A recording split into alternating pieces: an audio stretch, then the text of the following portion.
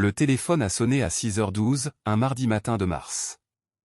Et ce simple appel a failli détruire 45 années de travail. Il y a des sons que l'on n'oublie jamais. Le bruit d'un moteur qui s'arrête en pleine saison. Le silence d'un champ après une tempête. Et la voix d'un inconnu qui vous annonce que votre vie vient de basculer. Marc Delcourt tenait sa tasse de café quand l'appel est arrivé. Il venait à peine d'ouvrir les volets de la cuisine. La lumière froide du matin filtrait sur les terres encore humides. « Monsieur Delcourt ?»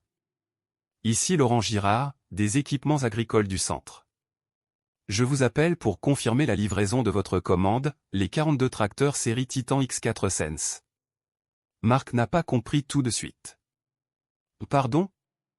Votre flotte complète, monsieur. Livraison échelonnée à partir du 18 avril. C'est probablement la plus grosse commande que nous ayons traitée cette année. Le café s'est renversé sur le plan de travail. 42 tracteurs. Il savait exactement combien coûtait un seul modèle Titan X4 Sense. Et il savait faire les multiplications. Sa main s'est mise à trembler. Répétez ce que vous venez de dire, lentement. La voix du commercial restait enthousiaste, presque fière. 42 tracteurs neufs, toutes options, guidage satellite intégré, pilotage automatique, maintenance connectée, garantie étendue sur 5 ans. Le financement a été validé hier. Les mensualités seront de 190 000 € sur 10 ans. Félicitations, monsieur, c'est un projet ambitieux. 190 000 €. Chaque mois. Pendant 10 ans. Que la récolte soit bonne ou mauvaise. Qu'il pleuve ou qu'il fasse sécheresse. Que le marché monte ou s'effondre. Marc a fermé les yeux. Je n'ai jamais autorisé cet achat. Silence.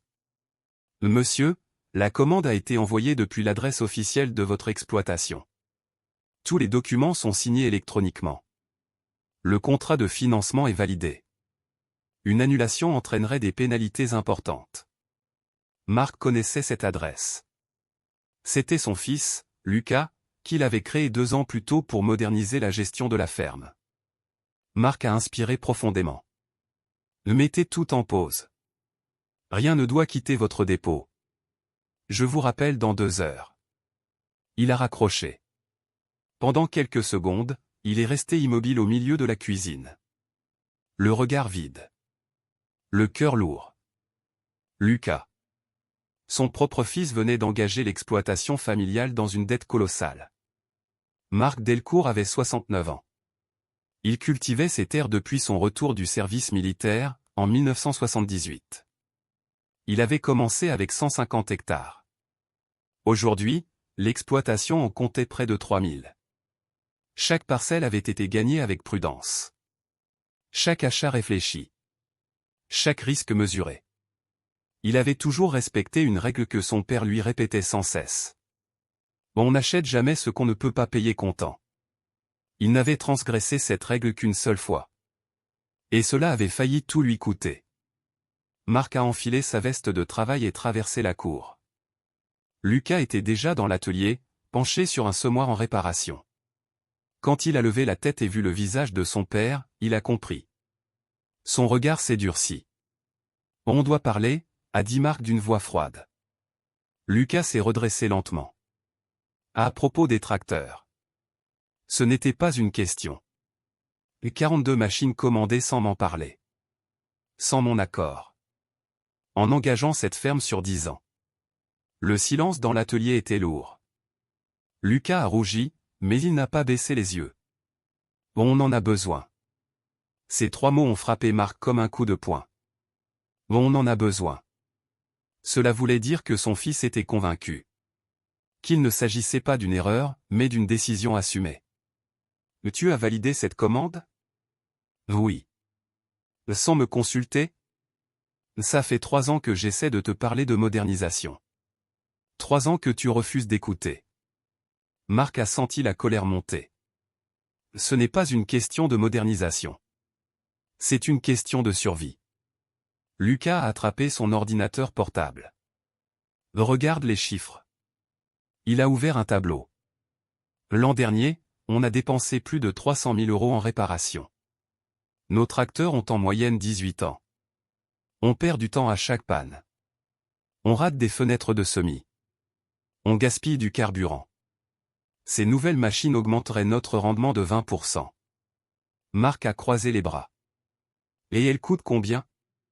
Lucas a hésité une seconde. Un peu plus de 18 millions au total. Le mot million a résonné dans l'atelier. Et les mensualités? 190 000 €. Marc s'est approché lentement. Et si on a une mauvaise année? Lucas a serré la mâchoire. Bon, on a des assurances. On a des réserves. On n'est plus dans les années 80. Marc a baissé la voix. Justement. Il a fixé son fils. Tu crois que le climat a changé? Que les marchés sont devenus stables? Que les crises ont disparu? Lucas ne répondait plus. Marc a murmuré. Monte à la maison. Je vais te montrer quelque chose. 20 minutes plus tard, ils étaient assis à la table en chêne de la cuisine.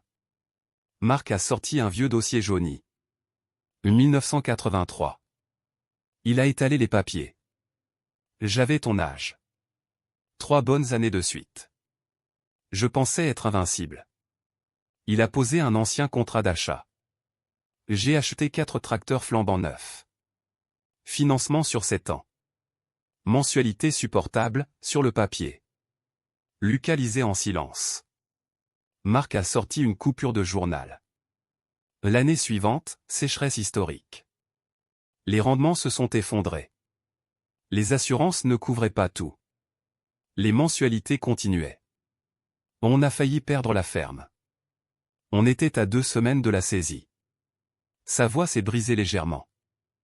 Ta mère était enceinte de toi. Lucas a relevé les yeux. Tu ne m'as jamais raconté ça. Parce que je ne voulais pas que tu travailles avec la peur au ventre. Un long silence. Marc a posé la main sur le dossier. La dette, Lucas, c'est une corde. Plus elle est longue, plus elle se resserre quand tout va mal. Lucas regardait les documents. Il ne parlait plus. Le soleil commençait à éclairer les champs derrière la fenêtre. Marc a repris doucement. Je ne dis pas qu'il ne faut pas évoluer. Je dis qu'on ne met pas 45 ans de travail en danger pour aller plus vite. Lucas a fermé son ordinateur. Mais son regard montrait qu'il n'était pas encore totalement convaincu. Il a respiré profondément. Alors quoi? On continue comme ça? On laisse les machines vieillir? Marc a sorti son téléphone. Donne-moi 3 semaines. Lucas a levé les yeux. 3 semaines pourquoi? Marc a tourné l'écran vers lui. Pour te prouver qu'il existe une autre solution. Et à cet instant précis. Ni l'un ni l'autre ne savait que les mois à venir allaient tester leur choix d'une manière qu'aucun tableau Excel n'aurait pu prévoir. Et ni l'un ni l'autre ne savait que les mois à venir allaient tester leur choix d'une manière qu'aucun tableau n'aurait pu prévoir. Lucas fixa l'écran du téléphone de son père. Quelle solution? Marc agrandit une feuille de calcul qu'il préparait en silence depuis plusieurs mois. Nous n'avons pas besoin de 42 machines flambant neuves. Nous avons besoin de puissance fiable et de maîtrise. Ce n'est pas la même chose. Il fit défiler des annonces enregistrées. J'observe le marché de l'occasion depuis 6 mois.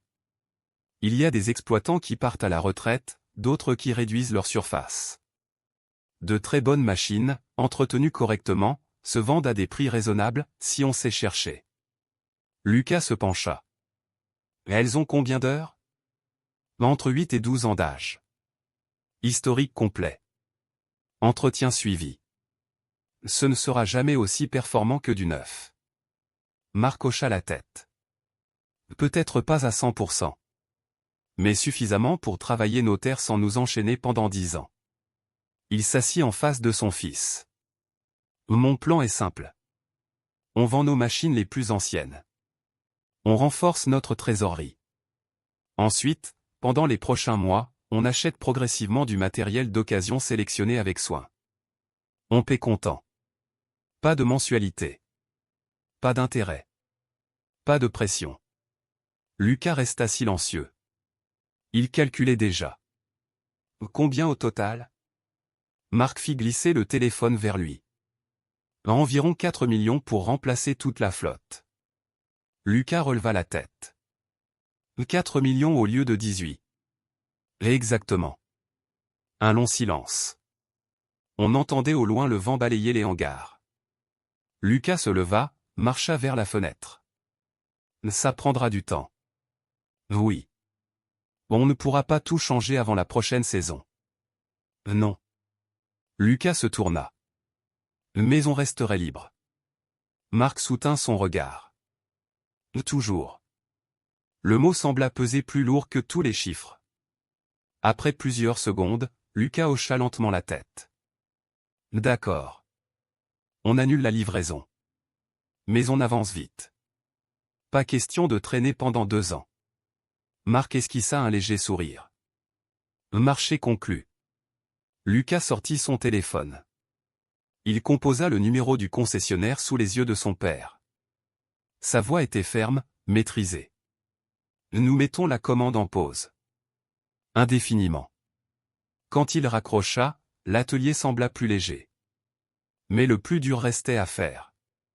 Les semaines suivantes furent intenses. Ils organisèrent une vente aux enchères pour se séparer des machines les plus usées. Certaines avaient travaillé pendant près de 20 ans. Marc les regardait partir avec une pointe de nostalgie, mais sans regret. La vente rapporta moins qu'espéré, mais suffisamment pour renforcer leur liquidité. Puis commença la chasse. Père et fils prirent la route ensemble. Ils traversèrent plusieurs régions, visitèrent des exploitations, inspectèrent des moteurs, écoutèrent le moindre bruit suspect. Lucas, habitué aux écrans et aux données numériques, apprit à lire les traces d'usure sur un cardan, à sentir la différence entre un moteur bien entretenu et un moteur négligé. Marc, lui, observait son fils. Il le voyait changer. Plus attentif. Plus prudent. Moins pressé. Un mercredi matin, ils assistèrent à une vente organisée par la famille d'un agriculteur parti à la retraite. 6 tracteurs alignés sous un hangar. Propre. Entretenu. Dossier complet. Lucas leva discrètement la main au moment opportun. Le marteau tomba. Ils rentrèrent le soir même avec 6 machines acquises à un prix très raisonnable. Dans la camionnette, Lucas fixait la route. Si on avait pris le 9, on aurait déjà signé les prélèvements automatiques. Marc répondit doucement. Et on dormirait moins bien. L'été arriva. Ils continuaient à compléter leur flotte. Petit à petit, l'exploitation retrouvait une stabilité mécanique. Pas de rutilants rouges brillants dans la cour. Pas de machines spectaculaires. Mais du matériel solide. Fiable. Ils installèrent eux-mêmes des systèmes de guidage modernes. Lucas gérait l'intégration technologique. Marc s'occupait des ajustements mécaniques. Les soirées à l'atelier n'étaient plus tendues. Elles étaient studieuses. Complices. Un soir d'août, alors qu'il terminait une installation, Lucas s'essuya le front. « Tu sais, j'étais persuadé d'avoir raison. » Marc ne répondit pas tout de suite. « Ce n'est pas interdit d'avoir des idées ambitieuses, dit-il enfin. Ce qui compte, c'est de savoir quand ralentir. » Lucas hocha la tête. Le ciel devenait étrangement pâle. Les jours suivants, la pluie se fit rare. Puis absente. Au début, personne ne s'inquiéta vraiment. Les cultures tenaient. Mais les semaines passaient. La terre se fissurait. Les feuilles perdaient leur éclat.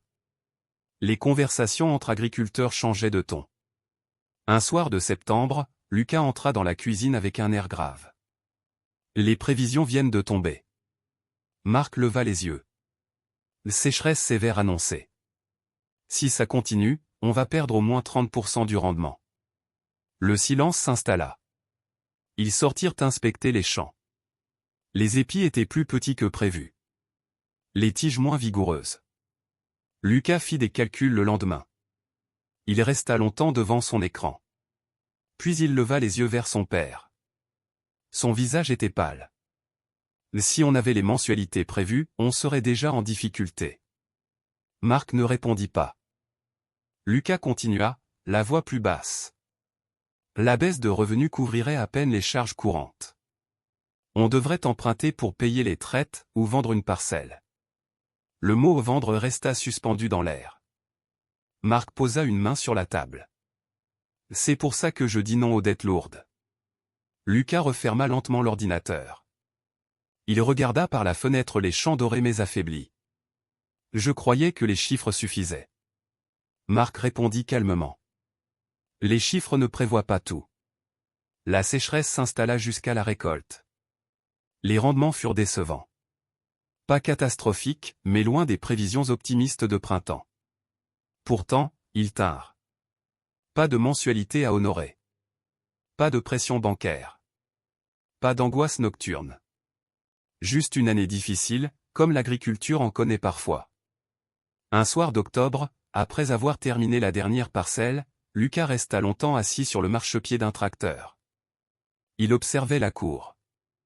Les machines achetées d'occasion étaient alignées, modestes mais solides. Il repensa à la commande qu'il avait passée. 42 machines neuves. Une fierté immense. Une dette gigantesque. Il frissonna. Marc s'approcha doucement. « À quoi tu penses ?» Lucas inspira profondément. À ce qui aurait pu arriver. Marc ne dit rien. Le vent soufflait doucement dans les arbres. Lucas ajouta, presque dans un murmure. On aurait tout perdu. Marc posa sa main sur l'épaule de son fils. Mais on ne l'a pas perdu. Le silence qui suivit n'était plus tendu. Il était rempli de compréhension. Et c'est à ce moment-là que Lucas commença réellement à comprendre ce que signifie posséder une ferme. Pas seulement la gérer. La protéger. La protéger. Ce mot résonnait encore dans l'esprit de Lucas alors qu'il descendait lentement du marchepied. Protéger. Il avait toujours cru que son rôle était de développer, d'optimiser, d'agrandir. Il parlait de rendement, de performance, de compétitivité. Mais son père parlait de protection. Ce soir-là, sous le ciel pâle d'octobre, quelque chose changea définitivement en lui. Ils rentrèrent à la maison sans dire grand-chose. La fatigue était différente. Pas seulement physique. C'était une fatigue mêlée de lucidité. À table, la mère de Lucas, Claire, observa leur visage. « Les rendements ne sont pas bons ?» Lucas secoua la tête. « Non. Mais on tiendra. » Marc leva les yeux vers son fils. Un simple regard. Un regard de compréhension. Après le dîner, Lucas ressortit seul. Il traversa la cour, passa la main sur le capot d'un des tracteurs achetés quelques mois plus tôt. La peinture n'était pas brillante. Quelques traces d'usure étaient visibles. Mais le moteur avait tourné sans faillir toute la saison. Il ferma les yeux. Il imagina les prélèvements mensuels de 190 000 €. Les échéances. Les relances. Il rouvrit les yeux. Le silence de la cour lui semblait soudain précieux. Les semaines suivantes confirmèrent la baisse de revenus. Les chiffres étaient clairs. Une perte importante, mais supportable. Lucas fit les comptes un soir de novembre. Il entra dans le bureau de son père. On finit l'année en négatif, mais largement au-dessus du seuil critique. Marc hocha la tête. Sans dette, une mauvaise année reste une mauvaise année. Avec dette, elle devient une catastrophe. Lucas s'assit en face de lui. Je comprends maintenant. Marc leva un sourcil. Vraiment ? Lucas sourit faiblement. Je croyais que tu avais peur du progrès. En réalité, tu avais peur de perdre le contrôle. Marc resta silencieux. Puis il répondit calmement. L'agriculture n'est pas une course. C'est une endurance. Ces mots s'imprimèrent dans l'esprit de Lucas. L'hiver arriva. Les terres se reposaient. Et pour la première fois depuis longtemps, père et fils travaillaient sans tension. Ils passaient leur journée à optimiser les nouvelles acquisitions. Lucas installait des systèmes de guidage avancés sur les tracteurs d'occasion. Marc vérifiait chaque pièce mécanique avec patience. Leur relation évoluait. Il n'y avait plus ce duel silencieux entre tradition et modernité. Il y avait une collaboration. Un soir de janvier, Lucas rompit le silence dans l'atelier. Tu sais, Quand j'ai passé cette commande, je voulais prouver que j'étais capable de diriger. Marc ne répondit pas immédiatement. Et aujourd'hui? Lucas réfléchit. Aujourd'hui, je veux surtout être digne de ce que tu as construit. Le vieux fermier esquissa un sourire discret. La dignité se mesure à la prudence, pas à la vitesse. Au printemps suivant, les pluies revinrent. La terre retrouva son humidité. Les semis se passèrent sans incident majeur. Les tracteurs, pourtant achetés d'occasion, fonctionnaient parfaitement. Lucas remarqua quelque chose. Il n'était plus constamment en train de réparer des urgences. Le temps gagné ne venait pas uniquement de la technologie, il venait de la sérénité. Un après-midi, un jeune agriculteur du village voisin passa les voir. Il venait d'investir massivement dans du matériel flambant neuf. Vous auriez dû faire pareil, dit-il en observant leur cours. Les banques prêtent facilement en ce moment. Lucas échangea un regard avec son père. Peut-être, répondit-il calmement. Mais on préfère dormir la nuit. Le jeune homme rit, pensant à une plaisanterie. Mais Lucas ne plaisantait pas. Les mois passèrent. La saison fut correcte. Pas exceptionnelle. Mais stable. Et c'était suffisant. Un soir d'été, alors qu'il terminait une longue journée, Lucas s'assit sur le seuil du hangar. J'ai repensé à la commande annulée. Marc posa sa caisse à outils. Oui. Si tu n'avais pas appelé ce matin-là, je n'aurais jamais compris. Marc resta pensif. Un père ne protège pas toujours en disant oui. Le soleil descendait lentement derrière les champs. Lucas observait les machines alignées. Elles n'impressionnaient personne de l'extérieur. Pas de démonstration spectaculaire. Pas de brillance excessive. Mais elles représentaient autre chose. La propriété. La liberté. La continuité. Un an plus tard, Lucas commença à intervenir lors de réunions agricoles locales. On lui demandait son avis sur la gestion, sur la modernisation. Un jour, un étudiant lui posa une question directe.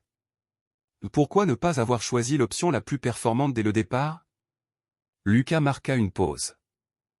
Parce que la performance ne vaut rien si elle met en danger l'existence même de l'exploitation. Il expliqua la tentation des chiffres parfaits. Les projections optimistes. La confiance excessive dans les modèles. Puis il conclut. La solidité vient d'abord de la maîtrise des risques. Marc assistait à cette réunion au fond de la salle. Il écoutait son fils parler avec calme. Il n'y avait plus de colère. Plus d'impatience. Il y avait de la maturité. Un soir d'automne, alors qu'il faisait les comptes de la nouvelle saison, Lucas leva les yeux. Tu sais, j'ai presque tout perdu sans même m'en rendre compte. Marc répondit doucement. Non. Tu as appris avant de perdre. Lucas resta silencieux. Le vent soufflait doucement dehors. La ferme était calme. Stable. Vivante. Et cette stabilité avait plus de valeur que n'importe quelle machine neuve. Lucas regarda son père. Merci d'avoir dit non. Marc esquissa un léger sourire. Merci d'avoir fini par écouter. Leur regard se croisa. Il n'y avait plus de conflit. Seulement le respect. Et dans ce respect, se trouvait l'avenir de la ferme. Et dans ce respect, se trouvait l'avenir de la ferme. L'automne avançait lentement. Les feuilles des peupliers longeant les parcelles prenaient une teinte dorée, presque cuivrée. La lumière du soir baignait la cour d'une douceur paisible. Lucas resta quelques instants immobile après ces mots. L'avenir. Pendant longtemps, il avait associé ce mot à la croissance rapide, aux chiffres en hausse, aux machines flambant neuves alignées comme un symbole de réussite. Mais aujourd'hui, l'avenir avait un autre visage. Il avait la forme d'une course en dette. D'une table de cuisine sans lettre de relance. D'un sommeil sans angoisse. Les mois suivants consolidèrent cette nouvelle vision. La saison suivante fut meilleure. Pas exceptionnelle, mais équilibrée. Les cultures bénéficièrent de pluies régulières. Les rendements revinrent à un niveau satisfaisant.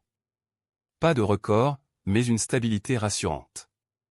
Un soir de mars, Lucas entra dans le bureau avec un dossier. On a reconstitué une bonne partie de la réserve. Marc leva les yeux de ses papiers. Combien? Presque autant qu'avant la sécheresse. Marc hocha la tête. Voilà ce que permet l'absence de dette. On peut respirer. Lucas s'assit en face de lui. Je me rends compte que je voyais l'endettement comme un outil. Comme un accélérateur. Marc répondit calmement. C'est un accélérateur, mais aussi un frein d'urgence qui peut se déclencher au pire moment. Lucas esquissa un sourire. Belle image. Marc haussa légèrement les épaules. L'expérience parle parfois mieux que les tableaux. Au fil du temps, Lucas prit davantage de responsabilités. Marc commença à déléguer naturellement. Pas par obligation. Par confiance. Un matin de juin, alors qu'ils inspectaient une parcelle de blé, Lucas proposa une nouvelle organisation pour la rotation des cultures. Marc écouta attentivement. Il posa quelques questions. Puis il répondit simplement. Fais-le. Lucas le regarda, surpris. Sans discuter? Marc sourit. Tu as appris à mesurer les risques. Je te fais confiance. Ces mots eurent plus d'impact que n'importe quelle signature officielle. L'été apporta une bonne récolte. Les rendements furent solides. La trésorerie s'améliora nettement. Un soir, assis sur la terrasse, Lucas contempla les champs baignés par la lumière orangée. Si on avait signé ce financement, on serait encore en train de rembourser la sécheresse d'il y a 2 ans. Marc acquiesça. Et on vivrait avec la peur qu'une nouvelle crise arrive avant d'avoir fini de payer la précédente. Lucas resta pensif. Je comprends maintenant pourquoi tu n'as jamais voulu financer massivement. Marc prit une longue inspiration. La dette enlève une partie de ta liberté de décision. Elle te pousse parfois à produire pour rembourser, pas pour bien produire. Le silence s'installa. On entendait au loin le ronronnement d'un moteur qui refroidissait. Lucas regardait les bâtiments. Il se souvenait de la fierté qu'il avait ressentie en validant cette commande de 42 machines. Une fierté basée sur l'ampleur. Aujourd'hui, sa fierté était différente. Plus discrète. Plus profonde. Quelques semaines plus tard, un voisin frappa à leur porte. Son exploitation traversait des difficultés. Il avait investi massivement 2 ans plus tôt, profitant d'offres de financement attractives. Mais une succession de saisons moyennes avait fragilisé sa trésorerie. Autour de la table de cuisine, l'homme expliqua sa situation. Les mensualités pesaient lourd. Les banques commençaient à poser des questions. Lucas écoutait en silence. Il reconnaissait dans les mots de son voisin, l'enthousiasme qu'il avait lui-même ressenti autrefois. « Que ferais-tu à ma place ?» demanda le voisin. Lucas inspira profondément. « Je commencerai par analyser ce que tu peux posséder réellement, pas ce que tu peux seulement financer. » Le voisin fronça les sourcils. Lucas poursuivit calmement. « Tant que tu dois plusieurs millions, tu ne travailles pas seulement pour toi. Tu travailles pour rembourser. » Marc observait la scène en silence. Il voyait son fils transmettre une leçon qu'il avait lui-même mis des années à comprendre. Après le départ du voisin, Marc se tourna vers Lucas. « Tu as parlé avec sagesse. » Lucas répondit doucement. « J'ai parlé avec gratitude. » L'hiver suivant fut paisible. Marc commença à évoquer la transmission officielle de l'exploitation. Un soir, il posa un dossier sur la table. Il est temps de préparer la suite. Lucas resta immobile. « Tu es sûr ?» Marc sourit. « Plus que jamais. » Les discussions s'étalèrent sur plusieurs semaines. Répartition des parts. Organisation juridique. Plan de transition progressive. Mais au-delà des documents, il y avait quelque chose d'invisible. Une certitude partagée. La ferme était prête. Lucas était prêt. Au printemps, lors d'une petite réunion familiale, Marc annonça officiellement qu'il passait la majorité des responsabilités à son fils. Pas un grand discours. Pas de cérémonie spectaculaire. Juste une décision simple. Claire avait les yeux brillants. Lucas serra la main de son père. « Je ferai tout pour protéger ce que tu as construit. Marc répondit doucement. Protège-le, et améliore-le. Mais sans jamais oublier ce que coûte une erreur trop grande. Lucas acquiesça. Il ne l'oublierait jamais. Quelques jours plus tard, seul dans la cour au lever du soleil, Lucas observa les machines. Pas une seule n'était flambant neuve. Et pourtant, elles représentaient une richesse immense. Parce qu'elles étaient à eux. Entièrement. Sans échéance. Sans intérêt. Sans menace. Il repensa à cet appel matinal qui avait failli tout bouleverser. Un simple coup de téléphone. Une décision impulsive.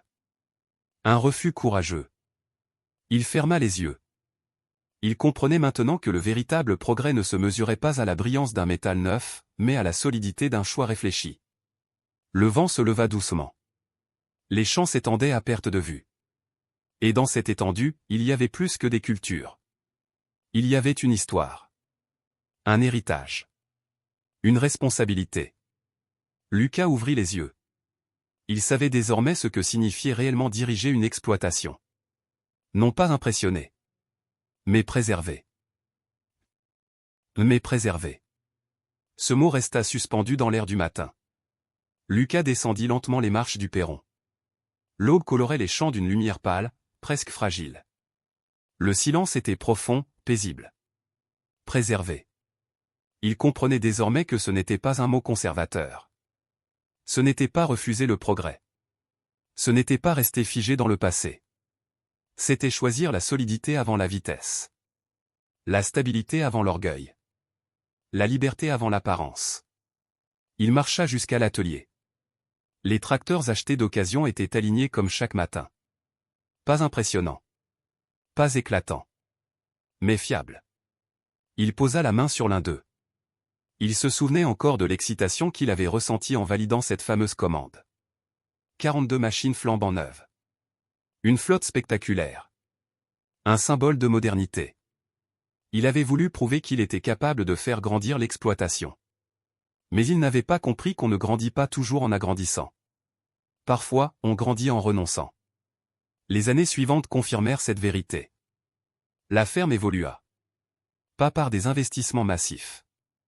Mais par des améliorations progressives. Optimisation des rotations.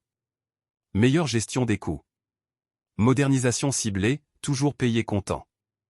Lucas apprit à analyser différemment. Il ne demandait plus « Combien cela peut-il rapporter ?» Il demandait « Que se passera-t-il si cela tourne mal ?» Cette question changeait tout. Un après-midi d'automne, il se retrouva face à un groupe de jeunes agriculteurs venus visiter l'exploitation. Ils regardaient les bâtiments, les machines.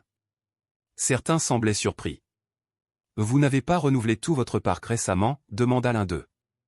Lucas sourit. « Non. » Un autre insista. « Pourtant, les financements sont attractifs en ce moment. » Lucas marqua une pause. Il observa les champs au loin. Puis il répondit calmement. « Un financement attractif reste une dette. Et une dette reste une responsabilité qui ne disparaît pas quand la météo se dérègle. » Le groupe resta silencieux. Il poursuivit. « La modernisation est importante. Mais la survie l'est davantage. Une exploitation qui traverse les crises sans trembler vaut plus qu'une exploitation impressionnante, mais fragile. » Marc, un peu en retrait, écoutait son fils. Il n'intervenait plus. Il n'en avait plus besoin. Un soir d'hiver, alors que la neige couvrait légèrement les toits des hangars, Lucas s'assit en face de son père. « Tu sais, si tu n'avais pas dit non ce matin-là, je ne serais peut-être pas assis ici aujourd'hui. » Marc leva les yeux. « Tu aurais appris d'une autre manière. » Lucas secoua la tête. « Peut-être. Mais à quel prix ?» Marc ne répondit pas immédiatement. Puis il dit doucement. « Un père n'est pas là pour empêcher les erreurs. Il est là pour empêcher les erreurs irréversibles. » Ces mots réchauffèrent la pièce plus que le feu dans la cheminée. Au fil du temps, l'histoire de la commande annulée devint presque une légende locale. On en parlait comme d'un tournant. Un choix audacieux, mais dans le sens inverse. Pas celui d'oser dépenser. Celui d'oser refuser. Lucas racontait parfois cette histoire lors de réunions professionnelles. Il décrivait son enthousiasme, sa certitude, ses projections parfaites. Puis il parlait de la sécheresse inattendue, du chiffre qui s'effondre, de la réalité qui frappe plus fort que les prévisions. Il terminait toujours par la même phrase. L'efficacité sans liberté n'est qu'une illusion. Les visages dans la salle devenaient sérieux. Parce que chacun savait qu'une mauvaise année peut arriver à n'importe qui. Un matin, plusieurs années plus tard, Lucas se leva avant l'aube. Comme son père l'avait toujours fait. Il sortit dans la cour. L'air était frais. Il inspira profondément. Il observa les champs qui s'étendaient à l'horizon. Il pensa à tout ce qui aurait pu disparaître. Les terres. Les bâtiments. Les souvenirs. Les sacrifices. Tout cela, tenu par un fil invisible. Il murmura presque pour lui-même. Merci. Pas seulement à son père. Mais à la leçon. À la prudence. À cette décision difficile prise un matin de mars. Marc sortit à son tour. Il marcha lentement jusqu'à son fils. Belle journée pour travailler. Lucas sourit. Belle journée pour préserver. Ils échangèrent un regard complice. Puis chacun se dirigea vers sa tâche. Pas comme un père et un fils en désaccord. Mais comme deux générations unies par une même conviction. La ferme n'était pas la plus grande de la région. Pas la plus moderne. Pas la plus spectaculaire. Mais elle était libre. Et cette liberté n'avait pas de prix. Et vous? Avez-vous déjà été tenté par une décision qui semblait parfaite sur le papier, mais risquée dans la réalité? Avez-vous déjà frôlé une erreur qui aurait pu tout changer? Comment avez-vous réagi? Racontez-nous votre expérience dans les commentaires. Vos histoires peuvent aider d'autres personnes à faire les bons choix au bon moment. Si cette histoire vous a touché, laissez un like. Partagez-la avec quelqu'un qui doit entendre ce message. Et surtout, abonnez-vous pour ne manquer aucune prochaine histoire inspirante. Parce que parfois, la décision la plus courageuse n'est pas d'avancer. C'est de savoir dire non.